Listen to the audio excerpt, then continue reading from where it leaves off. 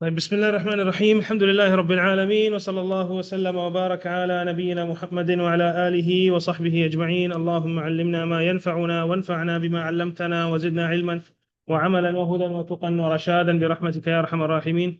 اللهم فقهنا في الدين وعلمنا التأويل. اللهم إنا نعوذ بك من علم لا ينفع ومن قلب لا يخشع ومن نفس لا تشبع ومن دعوة لا تسمع. نعوذ بك اللهم من هؤلاء الأربع. أما بعد.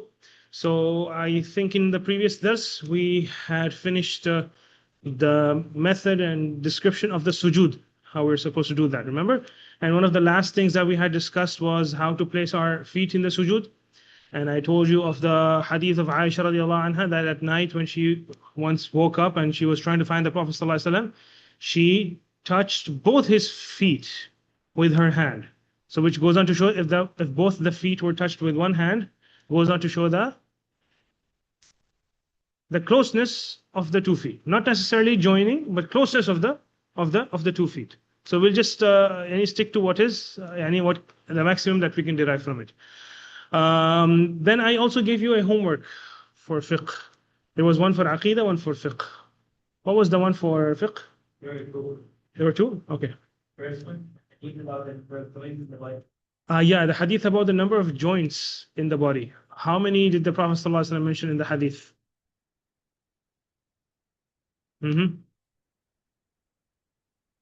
Mafi? In the hadith. طيب خلاص. This goes as homework again. And the number two? And what did Ibn Abbas radiallahu anhuma derive from Surat al-Nasr? The story. طيب حتى هذا ما في. Okay. So we'll do one of the homeworks now and the other one we'll leave it again. So number of joints, because it's your field, most of you, mashallah, medicine. So it's your department. You guys find the hadith. Okay. With regards to to Ibn Abbas, Abdullah, do you know this story? Does anyone know the story? What Abdullah ibn Abbas derived from Surah al-Nasr? Yeah, he said like when Umar radiallahu anhu asked him, when he asked the rest of the Sahaba, they gave the general explanation like whenever the aid of Allah comes and people start becoming Muslims, and then he asked Abdullah ibn Abbas, what do you understand from this? So he said, Na'yu Rasulillahi sallallahu alaihi wasallam. I understand and derive from this surah the news of the death of the Prophet sallallahu alaihi wasallam, that the Prophet sallallahu alaihi wasallam is about to pass away. Now I want you to contemplate where in Surah An-Nasr is the death of the Prophet sallallahu alaihi wasallam mentioned. إذا جاء نصر الله والفتح ورأيت الناس يدخلون في دين الله أفواجا فسبح بحمد ربك واستغفره إنه كان توابا. Where is the death mentioned here? Sorry? What does it mean? The surah? Okay, ما في مشكلة. حاضر. So that you may contemplate better. Okay, Surah An-Nasr.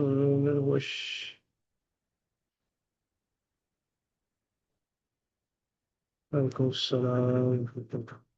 حياك الله. طيب. إذا جاء نصر الله والفتح ورأيت الناس يدخلون في دين الله أفواجا فسبح بحمد ربك واستغفره إنه كان توابا.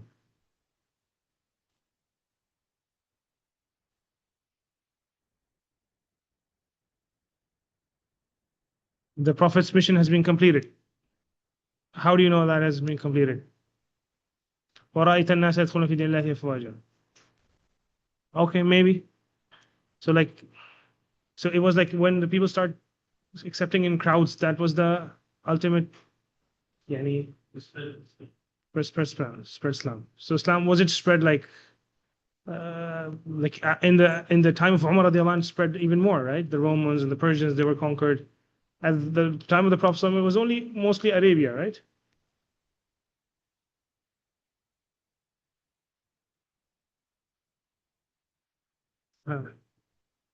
What about istighfar? What about it? Okay. See, the Prophet ﷺ, after the surah was revealed, he started praying in his ruku' and sujood. Subhanak Allahumma wa bihamdika Rabbana wa lakal Rabbana lakal hamd Allahumma ighfir li. Or Subhanak Allahumma bihamdika Rabbana wa Subhanak Allahumma bihamdika Rabbana wa lakal hamd Allahumma ighfir li. Wala hakadha wala ish. Because there was some different wording the last time.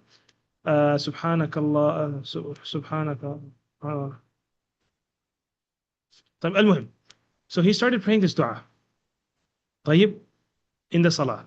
That was the application of this, because the wording mentioned in the hadith of Aisha radiallahu anha was يَتَأَوَّلُ الْقُرْآنِ. So that's why I am not really forgot what wording was mentioned in the hadith of Aisha.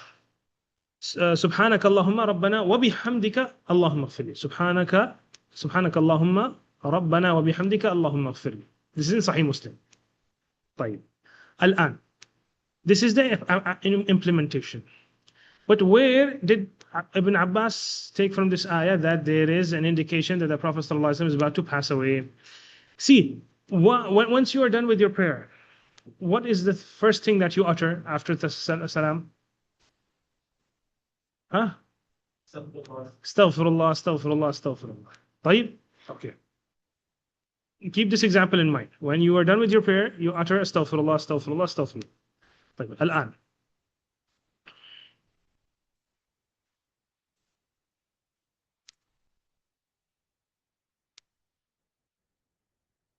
In Surah al-Baqarah, now, what does this ayah say about Hajj? Sorry. Oh, I lost it. Now, this one. What does this ayah say?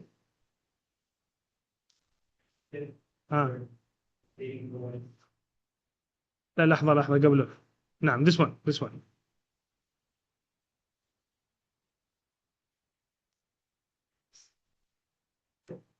To make istighfar after leaving Arafat. ثم أفيضوا من حيث أفاض الناس, which is Arafat. And واستغفر الله إن الله غفور رحيم. Okay. طيب.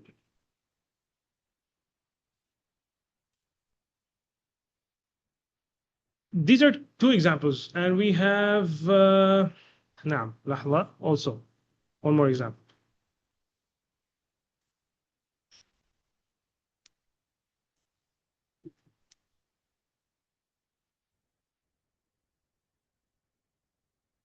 This is وعليكم السلام ورحمة الله. أهلا سهلا حياك الله. So, no, I don't have the paper right now. Okay, طيب. What does this ayah say about the muttaqin, about the pious ones? Before dawn, they asked for forgiveness, and which was also the amal of the Sahaba. After getting done with the night prayer, they would ask for forgiveness. طيب. What do we derive from these three examples? When is forgiveness asked for? Towards the end of things, right? Once you're done with an act of worship, at the end of it, you ask for forgiveness. Even at the end of Salah, the dua that is recommended, amongst the du'as that are recommended, you ask forgiveness. Allahumma ighfir li, Allahumma inni dhamtu nafsi dhulman kathira wa innahu la yaghfiru dhunuba illa ant faghfir li maghfiratan min 'indik warhamni innaka antal ghafurur rahim. Istighfar generally. After the Salah, istighfar. At the end of the night prayers, istighfar.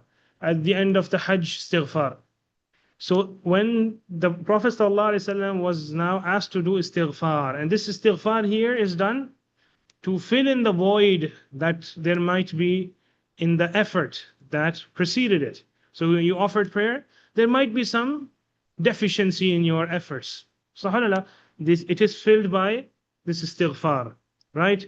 When you offer, when you do your Hajj and you are done with your rites, there would be some deficiency in your efforts, some imperfections. These are filled in with the istighfar. So generally, istighfar is recommended towards the ends of the acts of worship. So Allahu A'lam, this is one way how Ibn Abbas derived from Surah Nasr that it is telling the Prophet ﷺ, giving him the news that his death is now nearing. فَسَبِّحْ بِحَمْدِ رَبِّكَ وَاسْتَغْفِرْهُ إِنَّهُ كَانَ تَوَّابًا. واضح? This is clear? ننتقل الآن. The other homework goes as it is. Number of joints.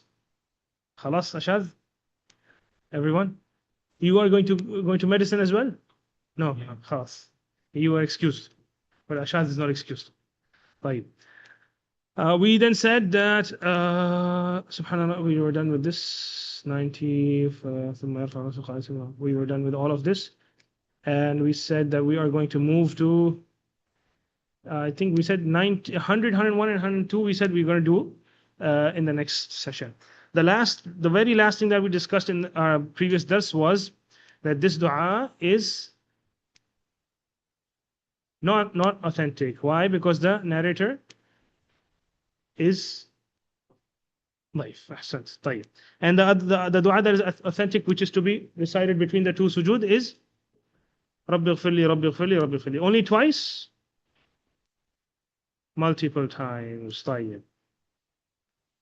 Okay. One thing that I forgot to mention last week was, are you supposed to place your hands back to, or put your hands at the same place after you stand up from ruku', or no? And for example, usually you put it, we said that above the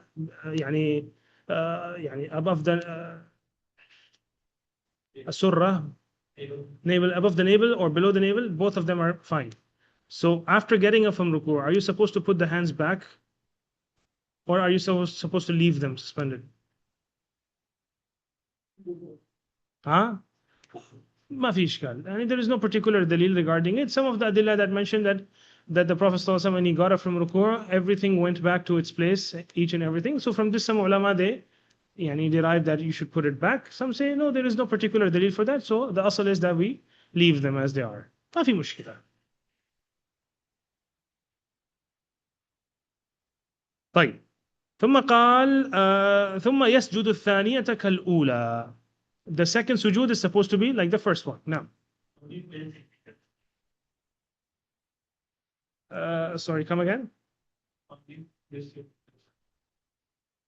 In ruku', as we mentioned, like you are going to grab your knees, and this finger should be a little below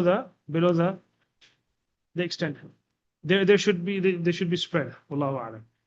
But this the dalil for this is still pending. I did not find it yet.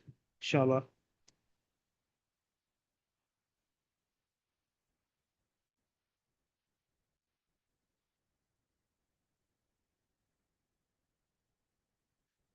طيب. قال ثم ينهض مكبرا على صدور قدميه, and then he's supposed to get up and while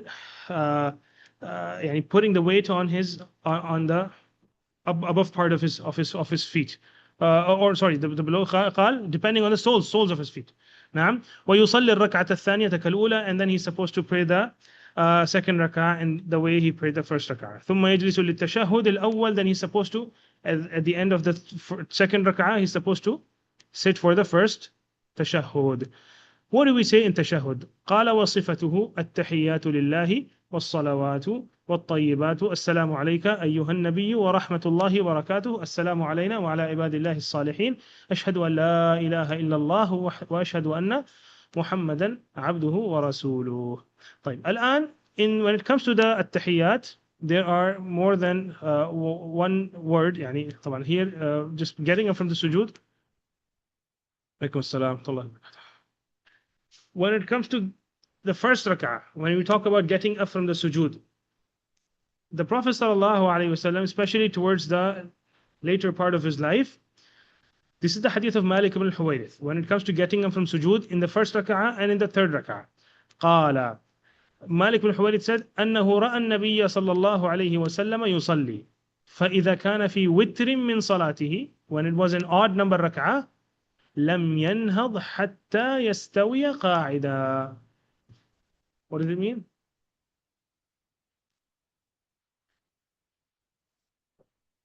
Na'am, he would first sit for a bit and then he would get up for the second rak'ah. Likewise, when getting up from the third rak'ah to the fourth one, he would sit for a bit and then he would get up for the fourth rak'ah.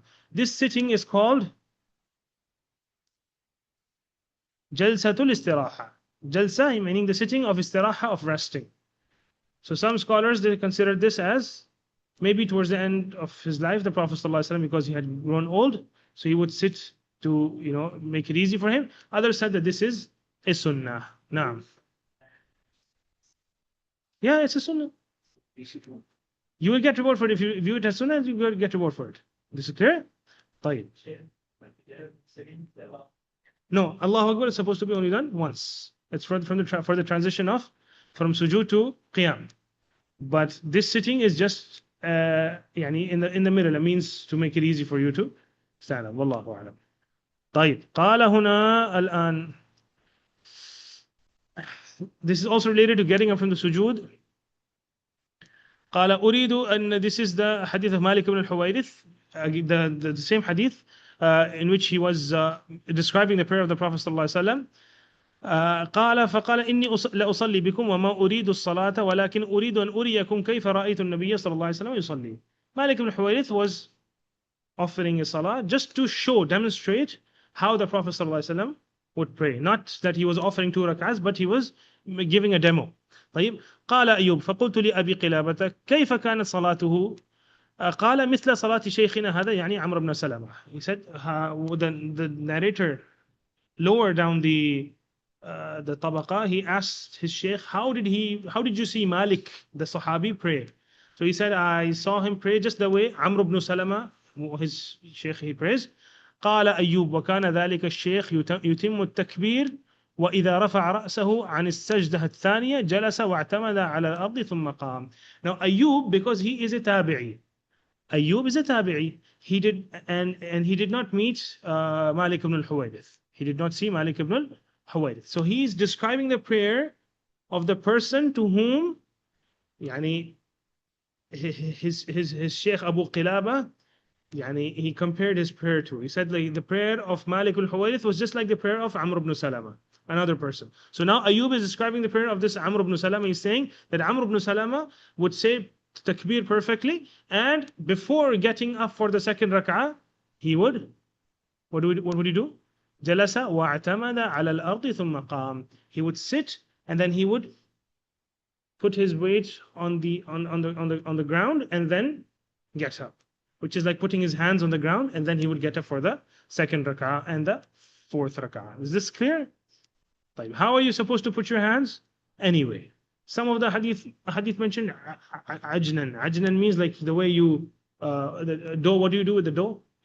Kneading the dough, right? But that hadith is not authentic. So in any way you can put your hands in any particular without. There's no particular way you're supposed to put your hands when getting up for the second rak'ah or the fourth one. But generally you're going to put your hands on the ground and then get up for the second and fourth rak'ah. Is this clear? Clear to everyone? Mutakid? Tashahhud. Then we discussed tashahhud, right? So what about tashahhud? Sitting in the tashahhud. This is the hadith of Abu Humayd al-Sa'idi, one of the hadith that we very often refer to for multiple actions. And in this hadith, he mentioned how to sit for tashahhud. He said that فَإِذَا جَلَسَ فِي الرَّكْعَتَيْنِ جَلَسَ عَلَى رِجْلِهِ الْيُسْرَى وَنَصَبَ الْيُمْنَى. How to sit for the tashahhud? The same way we described last week, which we called al-Iftirash. Al-Iftirash. Do you remember the term al-Iftirash? Iftirash means sitting, putting your left hip or your hips on the left foot while spreading the left foot on the ground, and then erecting your right foot with the toes facing the Qibla. This is the Iftirash, which is the common way of sitting in the Salah that we all know of, right? And that's the way we learned for sitting between the 2 sajdas and sitting generally in the whole of the Salah, except for the last Tashahhud, which we discussed. It's supposed to be Tawarruk. Tawarruk. Do you remember Tawarruk? Tawarruk means you put your hip on the ground, and then you take out your left leg from between the erected right foot and the shin. You take it out. Remember that? In fact, we can maybe show a picture of it and.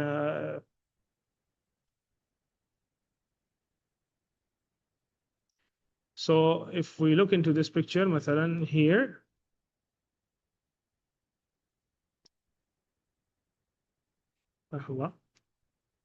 this one. So this is the iftirash that we are talking about, the first one. This is the one that is the general way of sitting in the salah generally, whether in between the two sujood, whether in the tashahhud, general way iftirash. And this is the way that was described in this hadith of Abu Humayd al-Sa'idi, jalasa fi rak'at, jalasa ala rijlihi al-yusra, nasab al-yumna. He sat on his left foot, sitting on the left foot, and erecting the right foot. So halala. This iq'a, this one I mentioned to you last time for between the two sajdas. This was narrated by which Sahabi?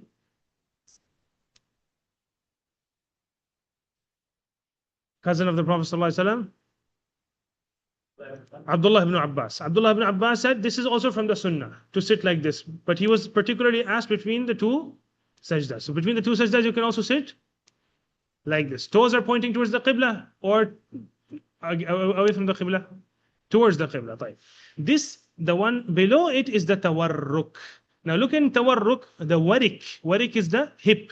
The hips are they're touching the ground. And the left leg is coming out from the from the gap between the shin and the right foot. The left foot is coming out from here. And the right foot is in the same position as in Iftirash. You see this? Why is it called Tawarruk? From warik. Warik is the hips. So Tawarruk sitting on the hip. Tawarruk. So Tawarruk, and some of the scholars, they even allow other ways as well, like as long as you're putting the hips on the ground, then however you put your feet, that's fine.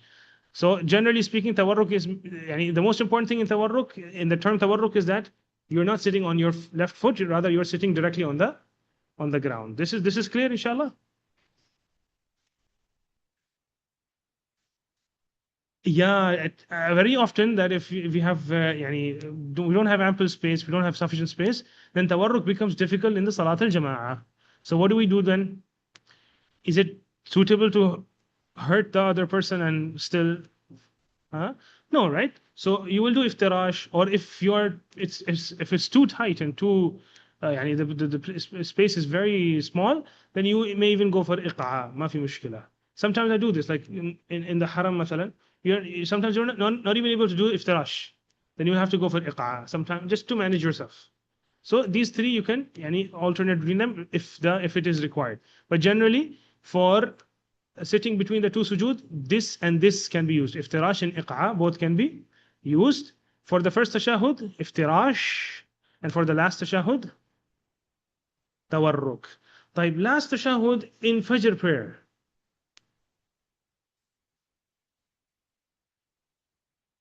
Jamil.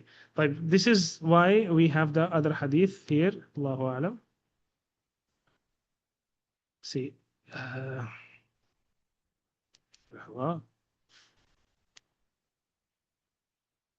I forgot to bring the hadith of the Tawarruk. But al-Muhim, how to place your hands. Ala kulli hal, Tawarruk was in the last rak'ah, but of the prayer that has more than two tashahhuds.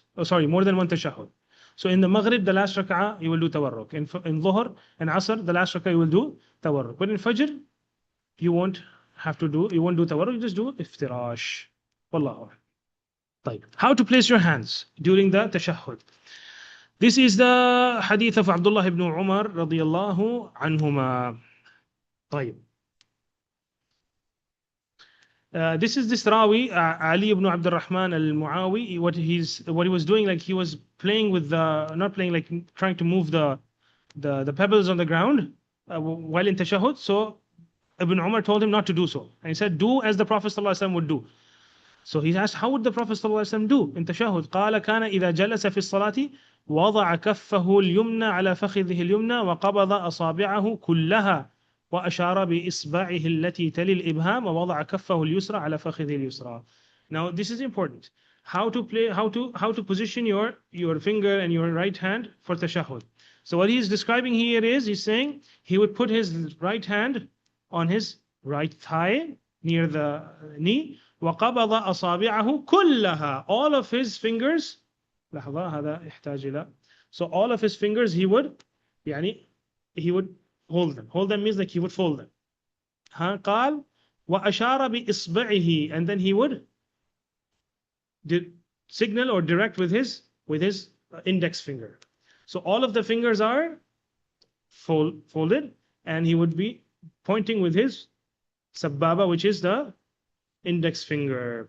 طيب. التي تلي الإبهام, the one that follows the ibham. So which one follows the ibham? The index finger. ووضع كفه اليسرى على فخذه اليسرى. That is fine. Like he would just place his left hand. Okay. The other way mentioned here, قال. This is also Ibn Umar radiallahu anhuma himself. He's saying here, the Prophet sallallahu alayhi wasallam كان إذا قعد في التشهد وضع يده اليسرى على ركبته اليسرى. Now this Ibn Umar himself, in this other hadith, he's saying he would place his left hand on the left knee. In the previous hadith, what did he say? On the left thigh. So what does it show? Are these two different ways? Or is it the same way which can be described in? It's the same action can be described in two different ways. Just like you remember one of the Sahaba described raising the hands until the earlobes. The other one said raising the hands until the shoulders. Now if you raise your hands for Raf'ul Yadain, when you raise your hands, one can look at you. If he's looking at your fingers, he will say it was until the earlobes. If he's looking at the center of your palm, he will say until the shoulders. Both are fine. Same thing, being described in two different ways. Likewise, you remember how to hold your hands in the Salah. Some of the Sahaba said, like he was holding his forearm. Others said forearm, wrist, and the palm, if you can call it. So same action being described in two different ways. You understand? Same action being described in two different ways, and hence if you find ourselves placing our hands on the thigh near the knee, or like on the thigh and the knee. That's how we place the hands during the Salah, don't we? Do you place it at the upper part of your thigh here? No, you place it right here, right? So same action being described in a couple of ways. إذا قعد في التشهد وضع يده اليسرى على ركبته اليسرى ووضع يده اليمنى على ركبته اليمنى. Right hand on the right knee. وعقد ثلاثة وخمسين. This was sign language in the time of the Prophet ﷺ. Not sign language, you can say. They had signs for different numbers. So for a particular number, they would make this kind of a sign, this kind of a sign, different signs, and each sign represented a certain number. So the sign that Abdullah ibn Umar made during this hadith, it represented 53. How do you make the number 53? Like this. This is how you make number 53. And you will find, you can Google pictures which mention all of the different numbers and what signs you're supposed to make for each one of them. So there are some hadith that also mention some other signs, but this is the sign for 53. So this is another way you can put your finger in the tashahhud. So the first way he described was folding all the fingers and extending your index finger. Pointing with your index finger. And the other way is making a circle with your middle finger and the thumb and pointing with your index finger. واضح? Clear? طيب. Are you supposed to move it? حركة, you give it حركة, يحركها, or are you not supposed to do it? The hadith mentioning حركة and يحركها, or the hadith mentioning that he was not moving them, both of the hadith are not authentic. Both of the hadith, if a hadith mentions that he was moving the finger, or if a hadith mentions he was not moving the finger, if it's particularly mentioning it, both of them are not authentic. So what is authentic? That he would make dua with his finger, and he would point with his finger. Bas.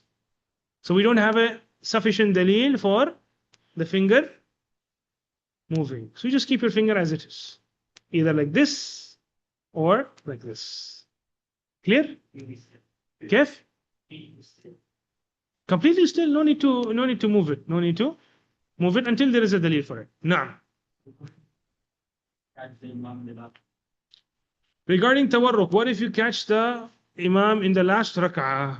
So are you going to follow the Imam, or are you going to pray according to your first rak'ah? Su'al. So It also depends. As long as you're in the Salah, you follow the Imam. So you will do Tawarruk. As long as you're with the Imam, you will follow the Imam. You do Tawarruk and then you get up, and then it depends whether you consider it your first prayer or first rak'ah or last rak'ah. Depends. This is clear now.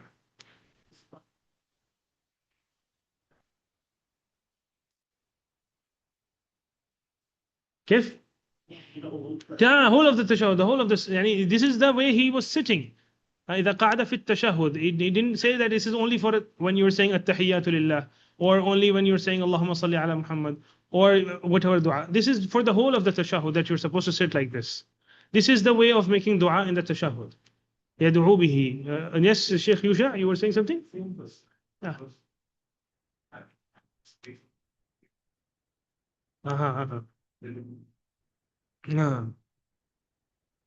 Finger raised throughout the tashahhud. So even here, if we could see, this tabi'i was playing around with the pebbles. So Ibn Umar told him that the Prophet ﷺ, this is the way he would sit in the tashahhud. He didn't say this is the way he would only sit for the time he was reciting tashahhud. No, this is the way he generally would sit for the tashahhud. This is clear, both of them? Well, these issues are clear, inshallah, how to sit in the tashahhud. طيب. Yeah, from the beginning to the end. From at-tahiyyat, from the moment you sit until the moment you do the taslim. Salam. طيب. So far clear?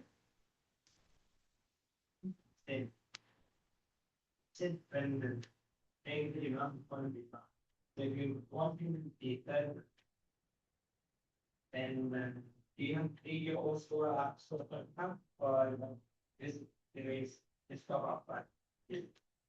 I didn't understand. Come again. I came there for the why not say sort of and then part of Quran eating but by the system. You caught the Imam in the third rak'ah of Salat al-Asr or Dhuhr. So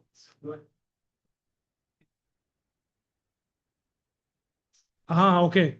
So you're following the Imam, and according to this, you won't be reciting any surah other than the Fatiha. Wallahu a'lam.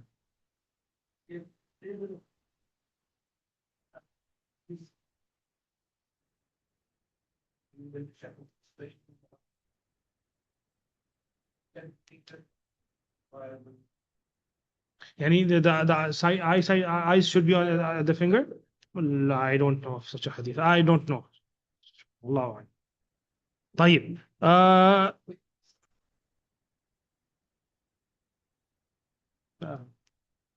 a'lam.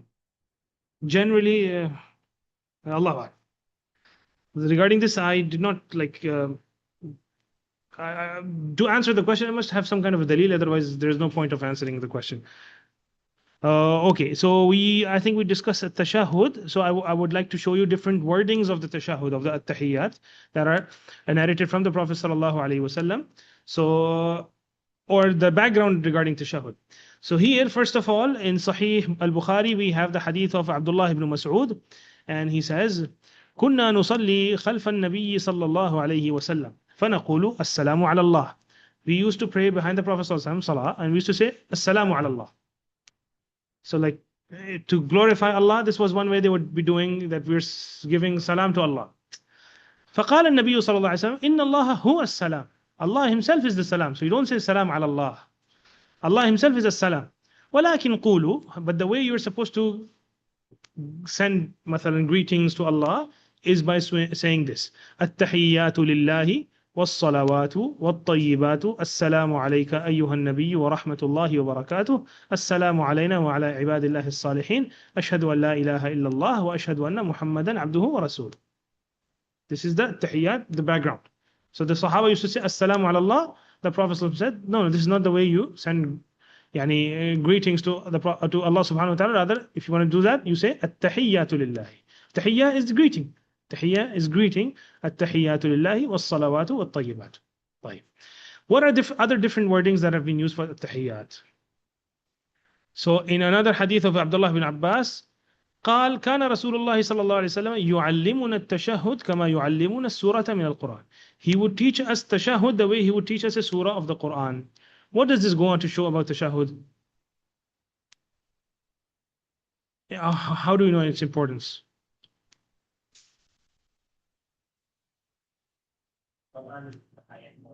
Because the Quran is of high importance. So and how would the Prophet teach them the Quran?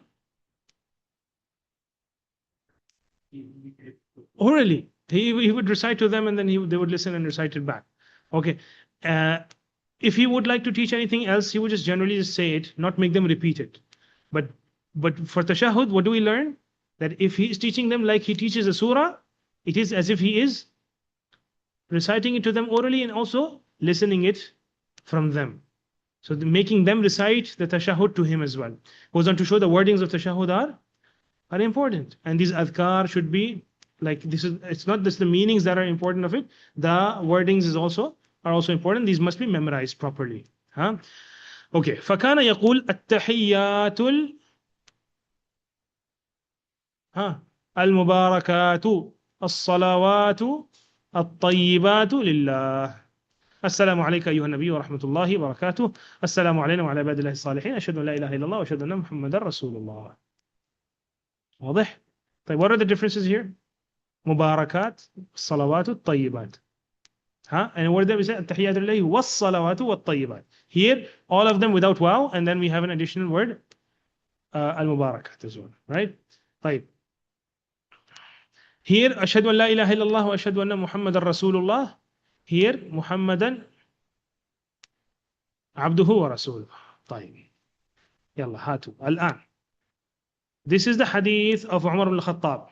And he is on the mimbar. On the mimbar he is teaching the people at-tashahhud. What do we learn from this? That tashahhud is important. And that the imams of the masjid should also be teaching important things of the salah on the mimbar as well. واضح? This is also good. The khutbah shouldn't just be something of a generic topic that is only to be delivered through a paper that you're reading to the people. No. You should be teaching them their daily issues that are relevant to them in their daily lives. And number 3, that the ruler is teaching the masses. So for example, if in an ideal scenario, if we have a very learned ruler, just like rulers come up for speeches on the television sometimes, like we have in PTV, sometimes, the Prime Minister comes up. Here there is very seldom that the ruler himself delivers a speech, once a year maybe during the budget session or something like that. But sometimes if you have a national television, and you may come up as a ruler and teach them something basic. Because the rulers are people who are listened to. People are inclined to follow the rulers. And that is why, because people, they respect the ruler a lot. In generally. And they look up to the ruler. And they have respect, generally speaking. So this is why if the ruler comes up and teaches the people, it will have a different effect altogether. Now, قال عمر بن الخطاب وهو على المنبر يعلم الناس التشهد يقول قولوا التحيات لله الزاكيات لله الطيبات الصلوات. التحيات لله الزاكيات لله الطيبات الصلوات لله. السلام عليك أيها النبي ورحمة الله وبركاته السلام علينا وعلى عباد الله الصالحين أشهد أن لا إله إلا الله وأشهد أن محمدا عبده ورسوله. Which additional word was mentioned here? الزاكيات. أحسنتم. طيب. This is in Muwatta Malik. Muwatta Malik. This is Umar al-Khattab teaching the Tashahhud. In Muwatta Malik, hadith number 203. نعم.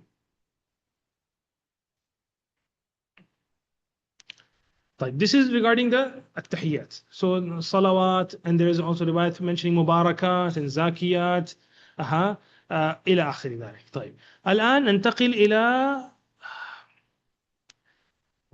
since we are discussing at-tahiyyat, so we are discussing how to send the salat upon the Prophet sallallahu alaihi wasallam and what is the background of it. So here we have the hadith of Abu Mas'ud al-Ansari. Hadith of Abu Mas'ud al-Ansari. قال أتانا رسول الله صلى الله عليه وسلم ونحن في مجلس سعد بن عبادة. The Prophet صلى الله عليه وسلم came to us while we were in the gathering of Sa'd ibn Ubadah. فقال له بشير بن سعد أمرنا الله تعالى أن نصلي عليك. Bushayr ibn Sa'd, one of the Sahaba, he said that Allah has commanded us to send salat upon you. What is the meaning of sending salat upon the Prophet sallallahu alaihi wasallam?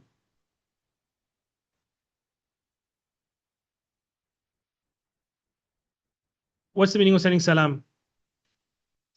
Peace upon you. Assalamu alayka ya Nabi. Sah, greeting, salam. Salat. Remembers?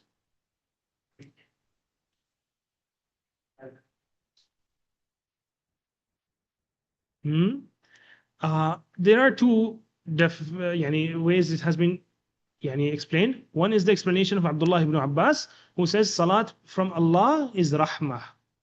Salat from Allah is rahmah. Okay, rahmah means mercy. And there is another tabi'i, Abu al-Aliyah, Rafi ibn Mihran, if I am not wrong. He says salah means from Allah, it means الثناء عليه في الملأ الأعلى, يعني praising him amongst the angels, mentioning his praise amongst the angels. Do you understand this? So what are the two aqwal?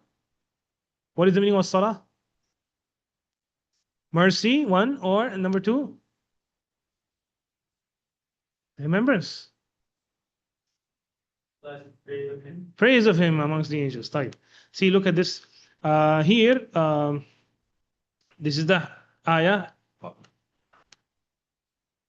إن الله وملائكته يصلون على النبي يا أيها الذين آمنوا صلوا عليه وسلموا تسليما. So what is the meaning of salah? Abdullah ibn Abbas,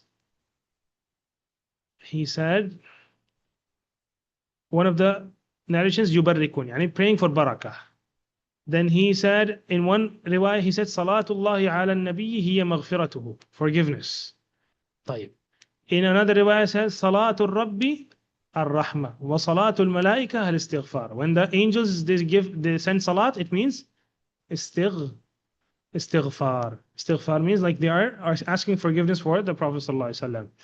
And then we have the other qawl of this was not mentioned of Abu al-Aliya, this one, yeah. See, he says Abu al-Aliya al-Riyahi, he mentions here Salatullahi alayhi thana'uhu alayhi 'inda al-malaika, praising the Prophet ﷺ in the gathering of the angels. Wa salatul malaikati alayhi ad-du'a'u lahu, and the angels, when they send salat, it is the angels praying for the Prophet ﷺ. Why? Because linguistically salat means dua. Dua. Would Allah make dua to whom? That doesn't make sense, right? So the only thing that was difficult to interpret is how would Allah send salat on the Prophet ﷺ. So that is either his mercy, rahmah, or his maghfirah, forgiveness, or him praising the Prophet ﷺ amongst the angels. As for the angels, ma fi mushkila. Yasallun ala nabi sallallahu alayhi wasallam means they are making dua for him. What kind of dua? For maghfirah, for rahmah, whatever dua. Generally. Understand? The only thing that was difficult to interpret was how would Allah give salat, meaning Allah doesn't make dua, because dua is made to Allah. So what is Allah doing when he sends salat? Either he is showing mercy to him, or forgiveness, or praising him amongst the angels. As for the angels, they are making dua for the Prophet ﷺ. How do we know the salah means dua? That's the linguistic meaning, and it's also mentioned in the Quran in one place with its linguistic meaning, where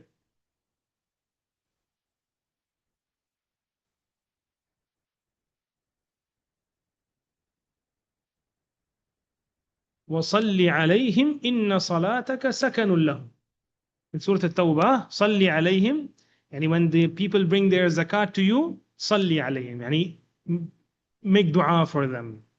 So the Prophet ﷺ, when he would receive zakat from someone, he would make dua for them. You understand?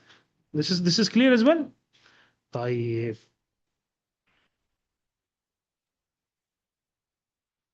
So let's go back to the hadith and learn the background of the salat on the Prophet ﷺ. So here the Sahabi Bushayr ibn Sa'ad, he says, Allah has commanded us that we are supposed to send salat to you. فَكَيْفَ نُصَلِّي عَلَيْكَ? How are we supposed to do that? Where has Allah commanded us to do so?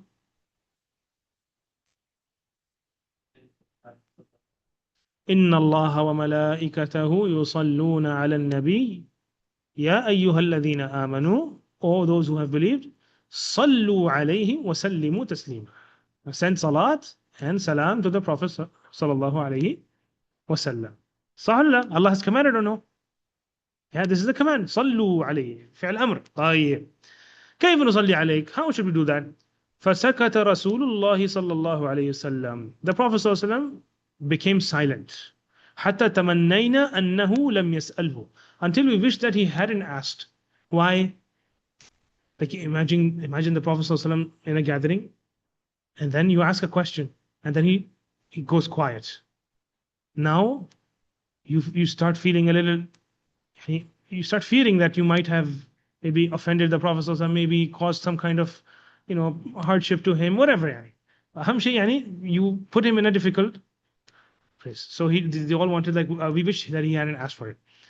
ثم قال رسول الله صلى الله عليه وسلم قولوا, say, اللهم صل على محمد وعلى آل محمد كما صليت على إبراهيم وعلى آل إبراهيم وبارك على محمد وعلى آل محمد كما باركت على إبراهيم في العالمين إنك حميد مجيد. طبعا هنا فقط على آل إبراهيم. I said على إبراهيم وعلى آل إبراهيم when I was reading. اللهم صل على محمد وعلى آل محمد كما صليت على آل إبراهيم وبارك على محمد وعلى آل محمد كما باركت على آل إبراهيم في العالمين إنك حميد مجيد. والسلام كما قد علمتم.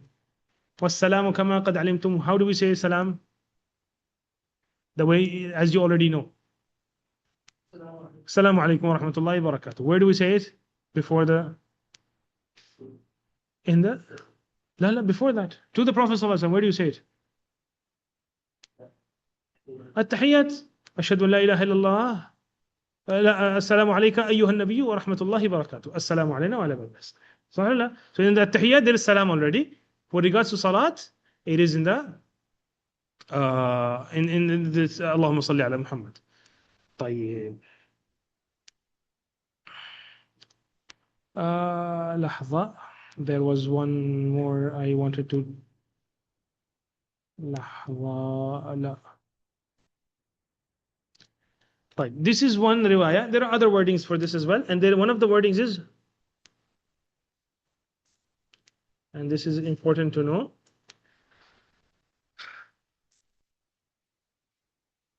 This is the hadith of Abu Humayd al-Sa'idi in Sahih al-Bukhari. He said that the Sahaba told the Prophet sallallahu alaihi wasallam, كيف نصلي عليك? How should we send salat upon you? قال قولوا, say, اللهم صل على محمد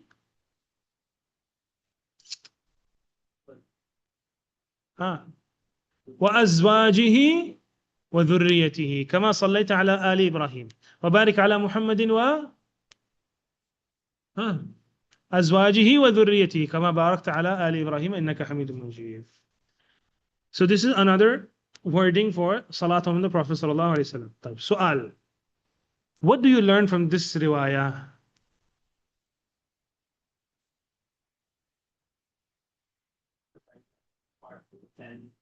The wives are the part of the of the family. The wives are part of the family, and this can be used against the people who try to, the Rawafid who try to exclude the wives from the family of the Prophet ﷺ. And they say, no, the family is only, all of the virtues for the family are restricted to Ali radiallahu anh and Fatima radiallahu anha and their children and their progeny.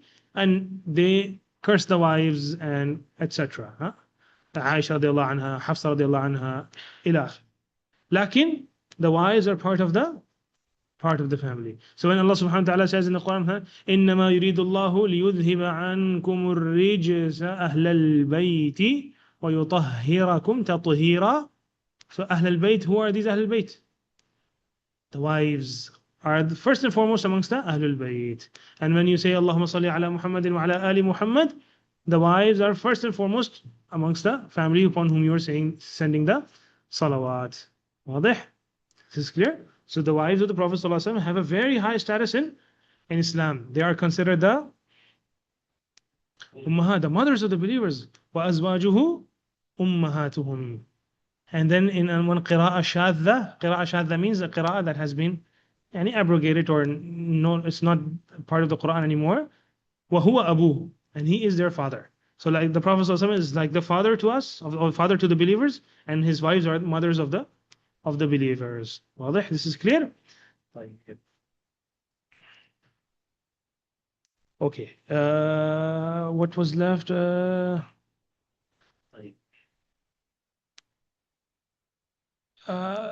So because the Sheikh already mentioned Tashahhud, we'll just carry on with the other things that we're supposed to do in the Tashahhud. We won't need to go to the book anymore. So we're still in the Tashahhud, right? We are done with the At-Tahiyyat, we are done with the Salat upon the Prophet ﷺ. Now we need to move to the whatever is left of the Tashahhud. So what is left in the Tashahhud? Is there any particular dua that you are recommended to pray in the Tashahhud? What is it? Where is it mentioned to pray it in the Tashahhud? رَبِّ اجْعَلْنِي مُقِيمَ الصَّلَاةِ. Is it mentioned to pray in the Tashahhud?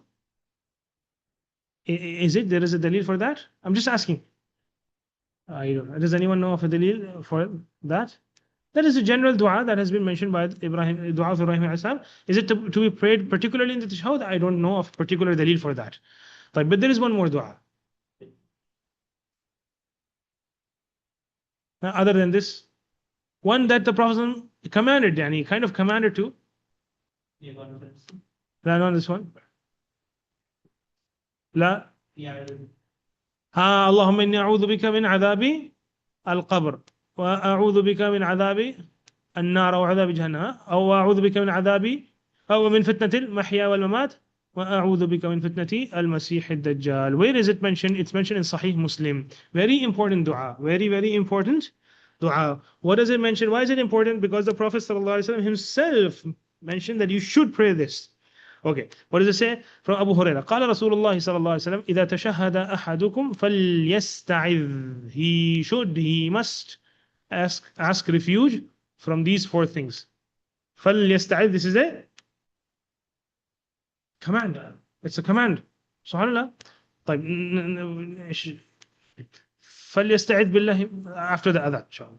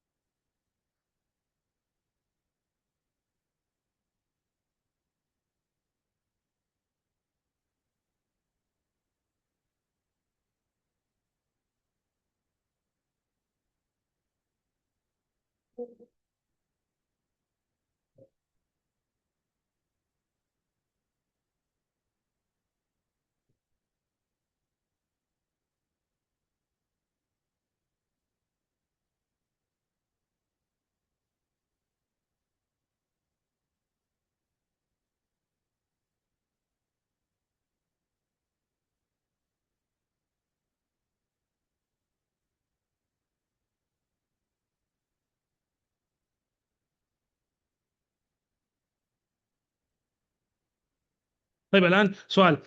This is a command, right? It says إذا تشهد أحدكم فليستعذ. It's a command.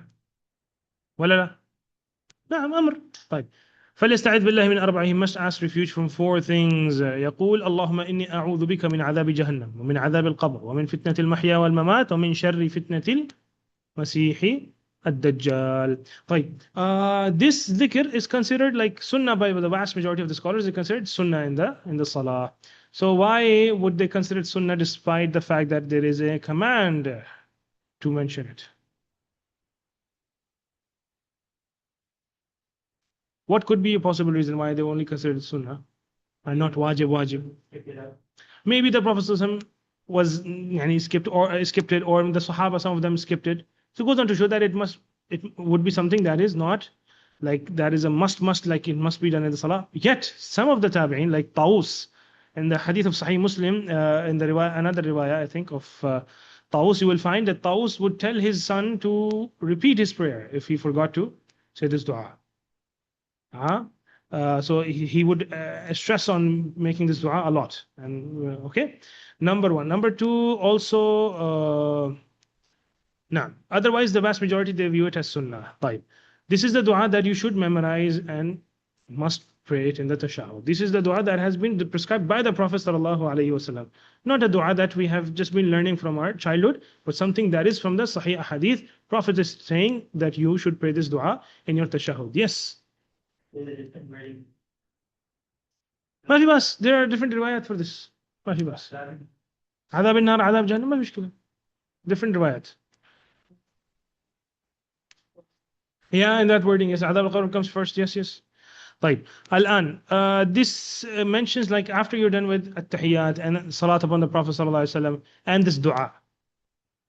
Is there an option to generally make whatever dua you want to do? This is one of the places in the salah where you should be making dua. In which language? Any language. ما في مشكلة. After you're done with these three, you may make. So for example, here, this is the hadith of Sahih al-Bukhari. It mentions that do not say as-Salam ala Allah, say because Allah is himself salam, lakin say at-Tahiyyatu lillahi wa salatu wa-tayyibatu, Assalamu alayka ayyuhan nabiyyu wa rahmatullahi wa barakatuh, ila akhir dhalik. فإنكم إذا قلتم, because if you say that, أصاب كل عبد في السماء أو بين السماء والأرض. أشهد أن لا إله إلا الله وأشهد أن محمدا رسول الله ثم يتخير من الدعاء أعجبه إليه فيدعو. What is it mentioning at the end? Then he may select whatever dua he wants to make in at that point, and he may pray. So this is sorry. That's it. Sujood is one and this is the other one. Okay, is it permissible to make it in ruku'? Some scholars say not permissible, some say it's permissible. But the best place is in sujood. Why? Because the Prophet said that the person is closest to Allah subhanahu wa ta'ala. And he said, أَمَّا الرُّكُوعُ فَعَظِّمُوا فِيهِ الرَّبِّ. Yani in the ruku' you should glorify Allah subhanahu wa ta'ala by saying Subhana Rabbil Azim. أَمَّا السُّجُود فَأَكْثِرُوا فِيهِ مِنَ الدُّعَاءِ. So particularly recommended and prescribed in sujood. So that's the place where we should be very eager to make lots of dua. Sahih. Mathalan, when the Prophet ﷺ prayed at night, and Abdullah bin Mas'ud, I think he was the one who was praying with him, or Abdullah bin Abbas. So he said, whenever an ayah of rahmah, an ayah mentioning the mercy of Allah would come, the Prophet ﷺ would ask for mercy. And then if an ayah mentioning the adab of Allah would come, the Prophet ﷺ would seek Allah's refuge from that adab. So that is also a place, depending on what verses you're reciting, that you're supposed to make dua in, which matches the context of the ayah. Can we do that in fard prayer as well? لا بأس, ما في بأس. We asked our Sheikh Muhammad Ali Adam. He was like a senior muhaddith. He has written the shuruh of Surah Nasai and Sahih Muslim and Tirmidhi, etc. So we asked him when we were in his class, and he said, yes, no problem, you can pray in the fard prayer as well. And but in the jama'ah, it might cause a little bit of confusion at times that you have forgotten, maybe right? So the people start kind of correcting you while you're making dua. So, but especially during Ramadan, you should make a habit out of it so that the people become familiar, at least with this sunnah. So maybe you can make the dua in a louder voice. Just change the tone a little bit, because we are reciting Quran in a rhythmic way. So when making dua, maybe you can just do it without the naghm. Naghm means rhythmic recitation, or so without that, huh? طيب. So this is one of the places where you're supposed to make dua. طيب. الآن let's finally move on to the taslim, salam, how to say salam. Now, generally the salam is supposed to be done with assalamu alaikum wa rahmatullah, assalamu alaikum wa rahmatullah. This is the hadith of Abdullah ibn Mas'ud mentions, قال كأني أنظر إلى بياض خده عن يمينه. I can see the whiteness of the Prophet's cheek towards his right, and he would say assalamu alaikum wa rahmatullah wa an yasarihi assalamu alaikum wa rahmatullah. This is the famous wording that we all follow, hadith of Abdullah bin Mas'ud and hadith of other Sahaba as well. One riwayah, however, in Sunan Abi Dawud mentions something else. Not something else altogether, but some addition. What is the addition here? Wa barakatuh. This addition is in this riwayah of hadith of Wa'il ibn Hujr. In other riwayat, and this is the Rawi which is in question, the one who brought this barakatuh. This Rawi, if we go into his profile, he is maqbool, acceptable, saduq.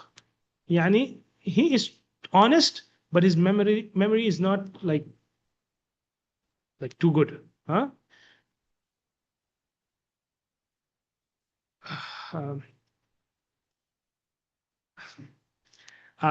As opposed to, alongside him, we have other ruwat who are imams like Sufyan al-Thawri, Shu'bah ibn al-Hajjaj, who mentioned this hadith without mentioning assalamu alaikum wa rahmatullahi wa barakatuh. He said the Prophet would say salam towards his right, towards his left. They did not mention wa barakatuh, which is why the muhaddithin, they consider, some of them, that this hadith, this ziyada, this is the khulasa mentioned by Sheikh Yasir Fathi, who has done the takhrij of Sunan Abi Dawud. I don't know, it's very dark today. It's Mukhtab Shamla. It says, قال فإن حديث موسى بن قيس هذا شاذ سندا ومتنا. And it's this particular edition of Barakatuh, and generally this hadith is shadh. It is going against the authentic narrations. So we don't accept Barakatuh. We will just stick to Assalamu alaikum wa rahmatullah. This is clear as well? Naam. Yes. That is dubura kulli salatin, after the salah. Allahu a'lam. Dubura kulli salatin, it depends. Some scholars, they consider dubura kulli salah within the salah, at the end of it. And some say dubura kulli salah after the salah. So Allahu a'lam, after the salah. Allahumma a'inni ala dhikrika wa shukrika wa husni ibadatik. Who was it mentioned to? Mu'adh ibn Jabal. The Prophet expresses love to him, said, إني أحبك لا تدعنا دبر كل صلاة أن تقول اللهم أعني على ذكرك وشكرك وحسن عبادتك, after the salah. So far, inshallah, all clear? Any questions? خلاص. إذا نكتفي بهذا اليوم. ثم تشهد التشهد الأخير وهو المذكور يصلي باقي صلاته بالفاتحة. The rest of the salah is supposed to be done the same way. يزيد على ما تقدم. اللهم صل على محمد. We already have mentioned this. أعوذ بالله من عذاب جهنم ومن عذاب القبر ومن فتنة المحيا والممات وفتنة المسيح الدجال. We have already discussed this. ويدعو الله بما أحب. Already discussed this as well. ثم يسلم عن يمينه وعن يساره. السلام عليكم ورحمة الله وبركاته. لحديث وائل بن حجر and others as well. From 110, inshallah, we will continue next week, and we will be discussing what are the arkan of the salah, what are the wajibat of the salah. What is the meaning of arkan? Pillars, without which the salah is invalid. So it's important so that you can judge if you forgot something, whether your salah was valid or invalid. So it's important to know the arkan. Wajibat. What are wajibat? Obligations. But how are they different to arkan? Arkan, without them, the salah is invalid. Without wajibat, salah will still be valid, but you will have to, there will be a small void in the salah. You need to fill that void with sujood al-sahw. So this is the difference between arkan and wajibat. So it is very important to know the difference between arkan and wajibat. What invalidates the salah and what brings about imperfection and deficiency in the salah, which can be compensated for with sujood al-sahw. This is sujood al-sahw is like the dam you give for mistakes in Umrah and Hajj, right? That's the kind of thing. Compensation for a mistake. And then sunan as well. So inshallah we will discuss all of them and the dalil, why it is considered rukun, why it is considered wajib. This will also be discussed in the next dars bi'idhnillahi ta'ala. Wa sallallahu wa sallam wa baraka ala nabiyyina Muhammadin wa ala alihi wa sahbihi ajma'in. Subhanakallahumma bihamdik. Ashhadu an la ilaha illa anta astaghfiruka wa atubu ilayk.